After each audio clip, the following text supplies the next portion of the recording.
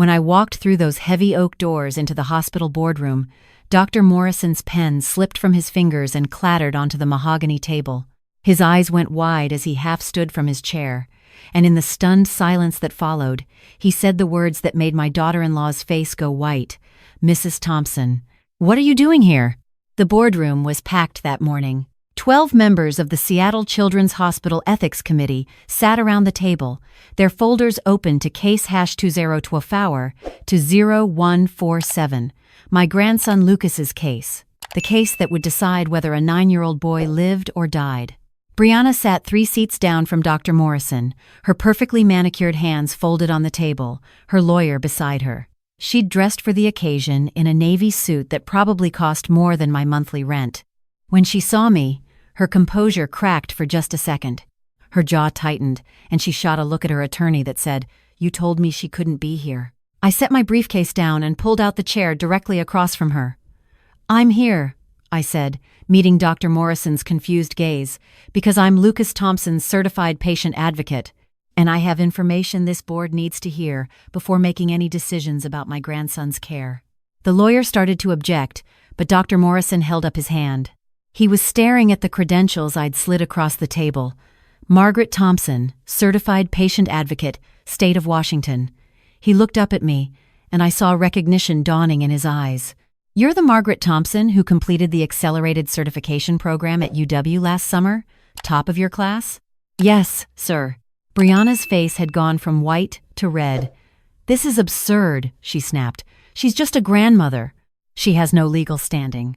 "Actually," I interrupted, keeping my voice level, "under Washington state law, a certified patient advocate has the right to present evidence and testimony in any ethics review involving their client, especially when that client is a minor whose parent or guardian has requested withdrawal of life-sustaining treatment."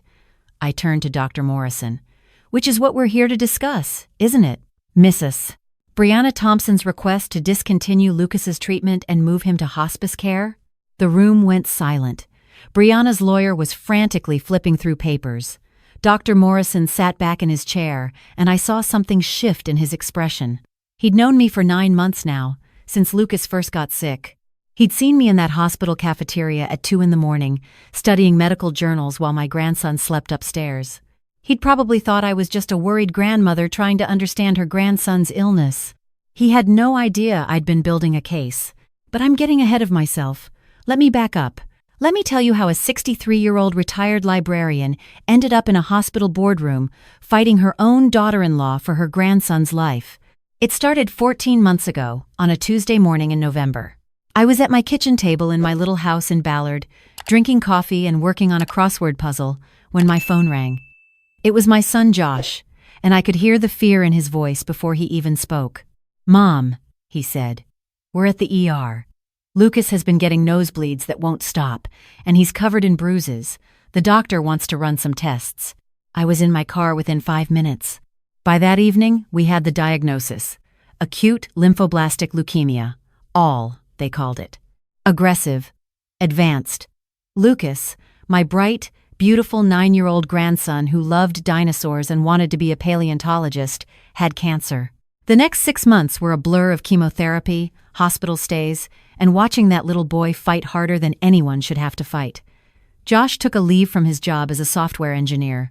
Brianna, who'd never worked and lived off Josh's trust fund from his father, suddenly found herself having to actually be a mother instead of just posting Instagram photos of Lucas at his soccer games. She didn't handle it well. I started noticing things. Small things at first. The way she'd check her phone during Lucas's chemo sessions, how she'd schedule her nail appointments on days when Josh had to work and someone needed to stay with Lucas overnight. The relief on her face when doctors said Lucas could go home, not because she wanted him home, but because it meant she didn't have to be at the hospital. I didn't say anything. I told myself she was just coping with stress differently than I would. People handle crisis in different ways, right? Then Lucas relapsed. It was July, 3 weeks after he'd finished his first round of chemo. We thought he was in remission. We'd just celebrated with a small party at my house. Lucas's choice was dinosaur-shaped cookies and chocolate milk. He'd actually smiled, really smiled, for the first time in months. 2 days later, he collapsed at breakfast. The cancer was back, and it was worse. Dr. Morrison explained that Lucas would need a bone marrow transplant. Without it, the leukemia would kill him within 6 months.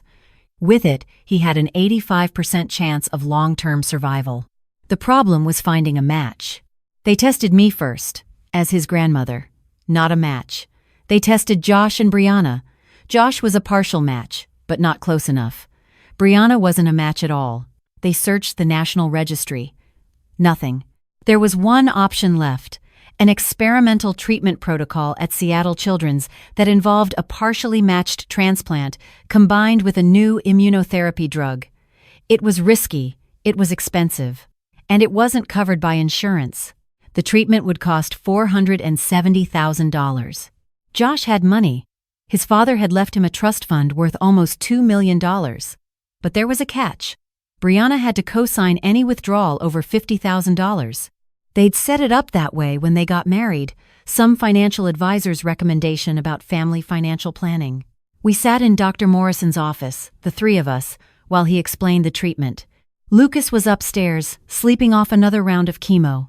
The doctor laid out the timeline, the risks, the success rates, 85% chance of survival with the treatment, 100% chance of death without it. Josh turned to Brianna with tears in his eyes. "We have to do this," he said. "We have to try." I'll never forget the look on her face. For just a second, I saw calculation behind her eyes. Then she rearranged her features into concern and said, "Of course, honey. Whatever Lucas needs." But she didn't sign the papers that day, or the next day, or the day after that. "I just need to talk to our financial advisor," she kept saying. "I want to make sure we're making the right decision. This is a lot of money, Josh." "It's our son's life," Josh would say. "I know, baby, I know. I just need a few more days." A week went by. Then, too, Lucas was getting sicker. "Doctor." Morrison pulled me aside one afternoon and said, quietly, "Margaret, I don't want to alarm you, but we're running out of time. If we're going to do this treatment, we need to start within the next 3 weeks." I found Josh in the hospital chapel that night. My son, my strong, brilliant son, was on his knees, crying. "She won't sign," he sobbed. "She keeps making excuses, but she won't sign. Mom, I think she wants to wait until it's too late." "Why would she do that?" I asked, even though something cold was settling in my stomach. Josh looked up at me with red eyes. "The trust fund. If Lucas dies, if I don't have any children, the money goes to her, all of it. But if I use it to save Lucas, there's a clause that protects the remainder for Lucas's future. She'd only have access to $50,000 a year. I felt something break inside me that night, but I didn't let Josh see it. I held my son while he cried, and I made him a promise. Lucas is going to get that treatment. I don't care what I have to do. The next morning, I called the patient advocate office at Seattle Children's Hospital. "I need to know how to become a certified patient advocate," I told the woman who answered. "How long does it take? What do I need to do?" She explained that the state of Washington had recently implemented an accelerated certification program for family members dealing with serious pediatric illnesses. It was a 4-month intensive program. Medical terminology, healthcare law, patient rights, insurance navigation, clinical research interpretation. "Our next session starts in 2 weeks," she said. "But I have to warn you, it's extremely rigorous. We've had people with master's degrees drop out." "I'll take it," I said. I didn't tell Josh. I didn't tell Brianna. I definitely didn't tell Lucas, who was starting to ask questions about why his treatment hadn't started yet. I just signed up for classes and started studying. For 4 months, I lived between the hospital and the University of Washington. I'd spend my days with Lucas, reading him stories about dinosaurs and helping him with the schoolwork his teacher sent to the hospital. Then, after he fell asleep and Josh came for the night shift, I'd drive to the UW campus for my evening classes. I was the oldest student by 30 years. The others were young healthcare professionals, social workers, nursing students. They probably thought I was someone's grandmother auditing classes for fun. I studied like I was 22 again. Medical journals, healthcare policy papers, insurance regulations. I learned the difference between acute and chronic conditions, between palliative care and hospice, between covered and experimental treatments. I learned how to read clinical trial results, how to interpret success rates, how to advocate for patients in ethics committee hearings. Meanwhile, Brianna kept stalling. She started taking Lucas to a holistic healer who told them that positive energy and plant-based supplements could cure cancer. She scheduled family therapy sessions where she cried about the difficult decision of whether to put Lucas through more suffering. She talked to lawyers about what would happen if Josh tried to force her to sign. And Lucas kept getting sicker. By October, he was too weak to leave his hospital bed. His counts were dropping.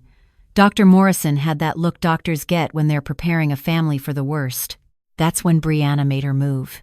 She filed a petition with the hospital ethics board to discontinue Lucas's treatment and transfer him to hospice care. Her argument was that the experimental treatment was too risky, that they should let Lucas die with dignity, rather than putting him through more painful procedures with uncertain outcomes. She dressed it up in compassionate language. She brought in a palliative care doctor who talked about quality of life. She even got Lucas's pediatrician to admit that yes, the experimental treatment carried risks, and yes, there was a 15% chance it wouldn't work. Josh fought her. He hired lawyers. He argued. He begged. But Brianna had one advantage. Under Washington state law, both parents had to consent to experimental treatment for a minor. If one parent objected, it went to the ethics board to decide. The hearing was scheduled for January 15th. I took my certification exam on December 20th. I scored 97%, the highest score in the program's history. I got my official credentials on January 3rd. I spent the next 12 days preparing my case. I gathered every piece of evidence I could find, medical records showing Lucas's response to previous treatments, research papers on the experimental protocol's success rates, financial records that I obtained through a lawyer Josh hired, showing Brianna's spending patterns: $50,000 on a car 2 weeks after Lucas's diagnosis, $30,000 on a vacation she took alone to Hawaii while Lucas was in the hospital. I found her Google search history because Josh still had access to their shared computer. She'd been searching, how long does a child with leukemia have to live, and can a parent refuse medical treatment and trust fund inheritance laws, Washington state. I interviewed Lucas's medical team. I talked to other families whose children had undergone the same experimental treatment. I compiled success stories, survival rates, quality of life outcomes, and on the morning of January 15th, I walked into that boardroom with everything I needed to save my grandson's life. Now, sitting across from Brianna in that conference room, I watched her try to regain control. "Dr. Morrison," she said, her voice sharp, "I don't care what credentials she has. This is a family matter. My son is dying, and I'm trying to make the most compassionate choice." "Your son is dying because you won't let us save him," I said quietly. The room went still. "Mrs. Thompson," Dr. Morrison said carefully, "that's a serious accusation." "I have documentation," I replied, pulling out my first folder. Here's a timeline. Lucas was diagnosed in November of last year. Dr. Morrison recommended the experimental treatment protocol in August, 7 months ago. The treatment needed to start within 3 weeks of that recommendation for optimal effectiveness. We are now in mid-January. 5 months have passed. I slid papers across the table. Here are the consent forms for the treatment. They've been presented to Mrs. Brianna Thompson 17 times. She has refused to sign each time, citing various reasons. I pulled out another document. Here's a report from the financial advisor she claimed she needed to consult. He states that he approved the treatment expenditure on August 20th and has been waiting for her authorization ever since. Brianna's lawyer started to speak, but I kept going. Here are text messages between Mrs. Thompson and her sister, obtained legally through discovery in the family court proceedings my son has filed. I read from the printed screenshots. November 3rd, "If I can just wait it out, the trust fund is all mine." December 15th, "Josh is breaking down, but I need to stay strong. A few more months."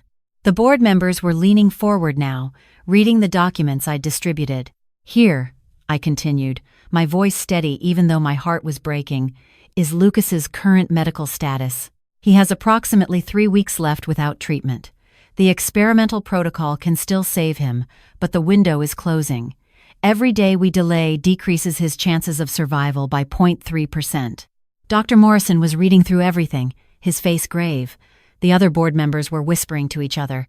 "This is taken out of context." Brianna was on her feet now. "She's twisting everything." "Mrs. Thompson, doctor," Morrison interrupted, looking at Brianna. "Did you or did you not refuse to sign the consent forms for Lucas's treatment? I was trying to protect him from suffering. Did you or did you not tell your sister that you were waiting for the trust fund inheritance?" Brianna's mouth opened and closed. Her lawyer put a hand on her arm, but she shook him off. "You don't understand what it's been like," she shouted. "Do you know how hard it is to watch your child suffer? To sit in that hospital day after day?" "I do know," I said quietly. "I've been there every single day for 14 months. I've held Lucas's hand through every chemo session. I've read him stories when he couldn't sleep. I've cleaned up when he got sick. I've celebrated every small victory and cried over every setback. I looked directly at her. What I haven't done is check my phone during his treatments, or take vacations while he's in the hospital, or buy myself a new Mercedes with money that could have saved his life." The silence in that room was absolute. Dr. Morrison cleared his throat. "Mrs. Margaret Thompson, you said you have more information for this board?" "Yes, sir." I pulled out my final folder, the one I'd been most afraid to open. "I've also been tested as a potential bone marrow donor for Lucas. The initial tests showed I wasn't a perfect match. However, Dr. Morrison, you may remember mentioning a new testing protocol that can identify partial matches that might work with the experimental immunotherapy treatment?" He nodded slowly. "I had myself retested using that protocol. I slid the results across the table. I'm a viable partial match. With the experimental treatment protocol, there's an 82% chance of successful engraftment." I took a deep breath. "I'm 63 years old. The standard age cutoff for bone marrow donation is 60. However, under exceptional circumstances, with proper medical clearance, older donors can be approved." I pulled out more papers. "I've been medically cleared by 3 independent physicians. I'm prepared to donate immediately if this board approves Lucas's treatment." Dr. Morrison was staring at the test results. "Margaret," he said softly, "the extraction process at your age, it's not without risks." "I know," I said. "I've studied every potential complication. I'm willing to accept those risks." "Mom!" I turned and saw Josh standing in the doorway, tears streaming down his face. I hadn't even heard him come in. "Mom, you can't." "I can and I will," I said. "That's my grandson up there, and he's going to live." I turned back to the board. "I'm not asking for anything experimental or unproven. This treatment protocol has an 85% success rate in pediatric ALL cases. Lucas is an ideal candidate. He's young, otherwise healthy, and he's already shown good response to initial chemotherapy. The only thing preventing him from receiving this life-saving treatment is one parent's refusal to sign a consent form." I looked at each board member in turn. "You have the authority to override a parent's decision when that decision is not in the child's best medical interest. I'm formally requesting that this board do exactly that. Approve Lucas's treatment, accept me as his donor, and let us save this little boy's life." Dr. Morrison looked at Brianna. "Mrs. Thompson, do you have anything to say?" Brianna was crying now, but they weren't tears of sadness. They were tears of rage and humiliation. "This is a witch hunt," she hissed. "You're all conspiring against me." "We're trying to save a child's life," Dr. Morrison said quietly. "That's all we've ever been trying to do." He looked at the other board members. "I'm calling for a vote. All in favor of overriding parental objection and approving the experimental treatment protocol for Lucas Thompson, with Margaret Thompson as the bone marrow donor?" 12 hands went up. "All opposed?" Silence. Dr. Morrison turned to me. "Mrs. Thompson, we'll need you to complete some additional paperwork, but Lucas's treatment is approved. We'll begin prep immediately." I couldn't speak. I could only nod. The next 3 weeks were the hardest of my life. The bone marrow extraction was painful, they'd warned me it would be, but knowing and experiencing are 2 different things. I spent 2 days in the hospital myself, recovering, while they processed my marrow for Lucas's transplant. Josh filed for divorce the day after the board hearing. Brianna moved out of their house and back to her parents' place in Spokane. I heard through Josh's lawyer that she was contesting the divorce, claiming she'd been under stress and hadn't meant any of the things in those text messages. But I didn't care about Brianna anymore. All I cared about was Lucas. They did the transplant on February 3rd. I was still sore from the extraction, but I was in that room, holding Lucas's hand while they infused him with the marrow that we prayed would save his life. "Grandma," he whispered, "are your cells going to make me old like you?" I laughed through my tears. "No, baby. They're going to make you strong." The first 2 weeks were critical, waiting to see if his body would accept the transplant or reject it, watching for infections, for complications, for any sign that something was going wrong. On day 14, Dr. Morrison came into Lucas's room with a smile I'll never forget. "He's engrafting," he said. "Margaret's cells are taking hold. His counts are starting to rise." Josh sobbed. I sobbed. Even the nurses were crying. It's been 11 months since that day. I'm in Lucas's hospital room right now, actually, but it's not the cancer ward anymore. We're in the regular pediatric wing, just here for his monthly checkup. Lucas is in remission, complete remission. He's gained back the weight he lost. His hair grew back, thick and dark like his father's. He started 5th grade in September, only a year behind where he should have been. His teacher says he's the smartest kid in class, especially when it comes to science. He still wants to be a paleontologist.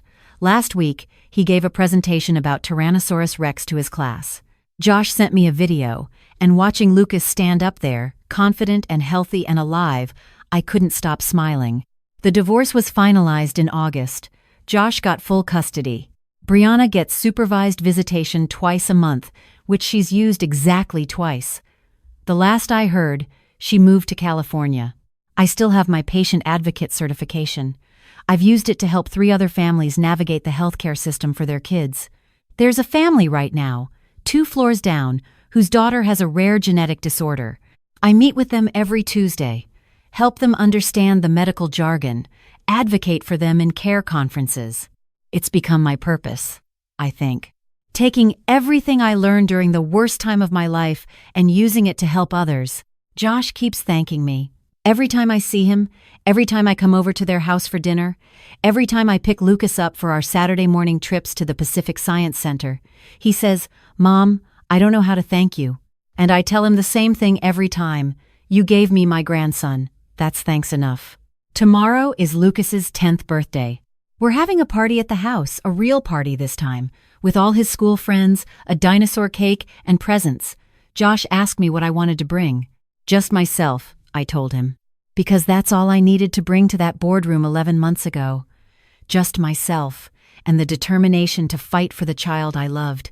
Just my voice, and the knowledge I'd worked so hard to gain. Just my marrow, and the willingness to give whatever it took to save him. They say you'd do anything for your children. Well, you'd do anything for your grandchildren too. And sometimes, anything means walking into a room full of people who think you're just a grandmother and showing them exactly what a grandmother can do when her grandchild's life is on the line. When Dr. Morrison dropped that pen and asked, "What are you doing here?" I had my answer ready. "I'm here to save my grandson," and that's exactly what I did.